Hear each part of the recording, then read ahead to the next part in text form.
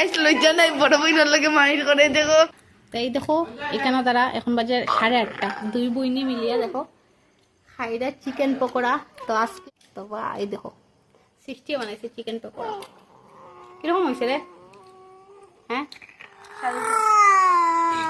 আর এই দেখো সাক্ষী দেখের খালি, আমিও খাইয়া টেস্ট করিলেই।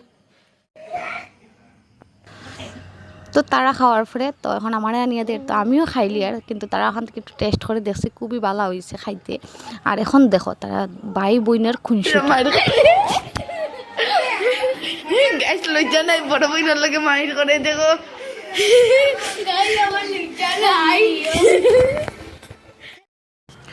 তো চলো রাত্রের খাওয়ার শিম্পি বানাই লিছে, তো এখন খাইলি আর। তো এখানে মাছের তরকারি দিছে ফার্স্টে, তো আমি হইলাম যে থালের মধ্যেও দিলা, কারণ আমরা একলগেও বুঝুম, তুইও বুঝি। আর এই যে একটা মরিচ, এত সুন্দর সেন্ট কি তা কই, মানে এক থাল ভাত খাওয়া যাইব এটা দিয়া, এত সুন্দর সেন্ট। তো তাই আমি হলাম সাইডের দিকে দিলাম মাংসের তরকারিটা, আর তুইও বুঝা। তো দুই বোনে একলগে বুঝা খাইমো গল্পও করম।